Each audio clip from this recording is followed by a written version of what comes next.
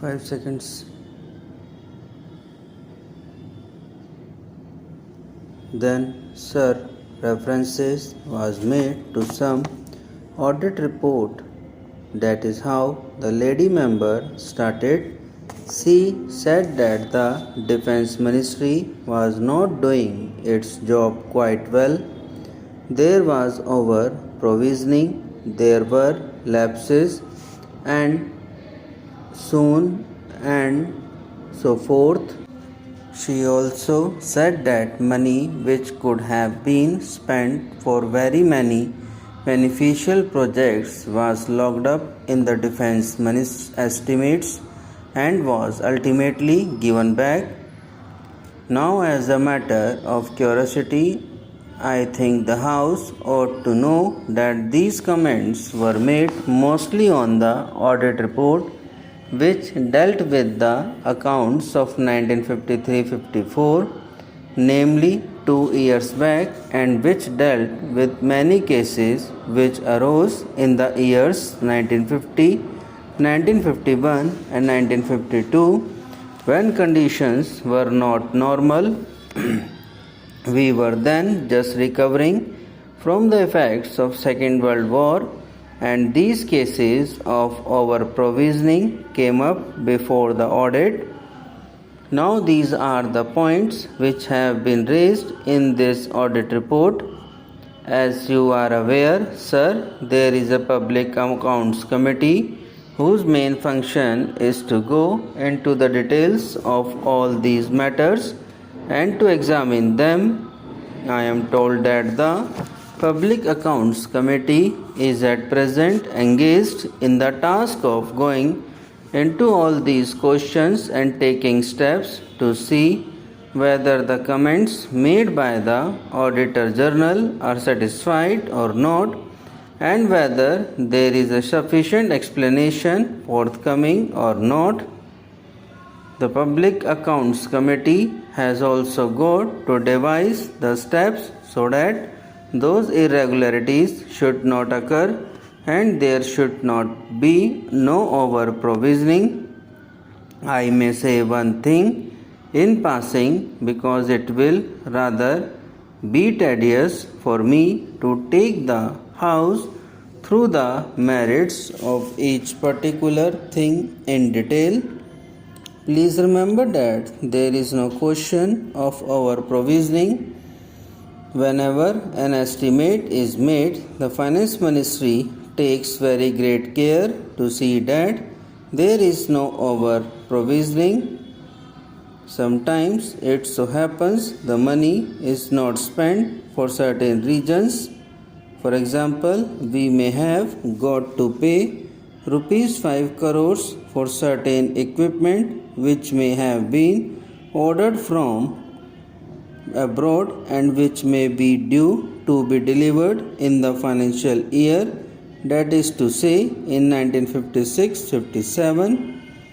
But when the dates of deliveries approach, the contractors or the suppliers may ask for a little extension of time, and the result is that instead of the goods being delivered by March 1957, they may be delivered in May 1957 or in July 1957. This may result in the money being held back. Now such things do happen, but that does not indicate any lapse on our part or any mistake on our part. Similarly, sometimes it happens like this.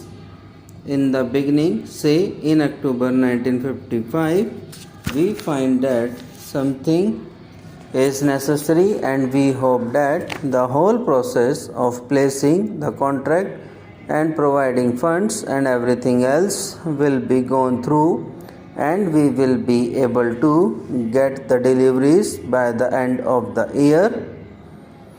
Negotiations take a lot of time. The contract is signed much later than we had imagined it could be signed, and the result is that the goods are not forthcoming by the end of the year and the money is held back, so that may occur, but that does not indicate any fault or any deliberate over provisioning on the part of the Defense Ministry.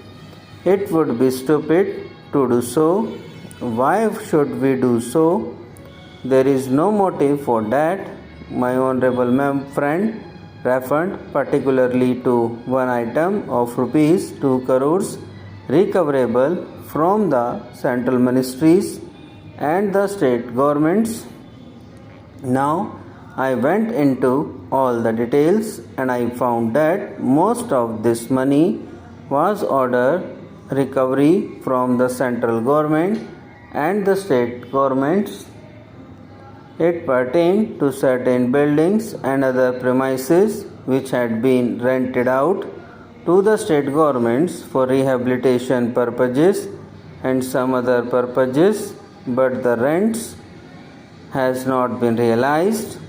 This amount of rupees 2 crores represents the rents to be realized. Now I submit, sir, that the House should take this assurance from me that we are most anxious to prepare our estimates as accurately as possible and on the basis that the money estimated should be spent. In the Defense Ministry, we have got a financial advisor who keeps a strict watch over those things.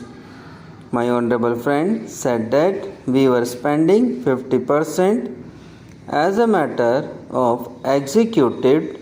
That is not quite correct.